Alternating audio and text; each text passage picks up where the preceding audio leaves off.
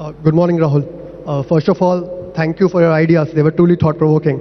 A few of them not putting labels, not creating boundaries, truly intriguing. Talking about the education sector, we have some top colleges, IITs, IIMs, but very few of them feature in the top 200 rankings. The latest US survey says that in the top 200 world rankings, India just have 2 colleges. So what do you think? Where are we lagging and what should be done to resolve them? Let me ask you the question. Let me flip it. Sure. Who makes the rankings? So it's a QS survey. They do it annually. There's a private ranking. US survey, right? So let me ask you this. If an Indian survey made those rankings, how many Indian institutions would be in the top 200? Would there be any?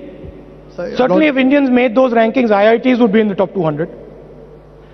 So I'm not too concerned about these rankings. The rankings are made by the Americans, and they have a view on what an education institution should be, and they rank their education institutions. I think our education institutions are not any less than their education institutions. But there is one thing that worries me about our education system. And I'm happy that it is not the case here. At least the alumni told me that it is not the case here. Education is about questioning, it's about challenging.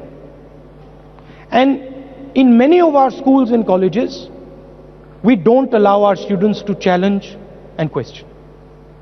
That to me is the biggest issue with our education institutions. We are much more into rote learning, much more into remember this, these are the questions, answer these questions, and not into thinking. So I think that's one thing. The second thing is, it's very interesting that our best education institutions were created in the 50s. Creating an education institution, as you would certainly know, is not about replicating an education institution.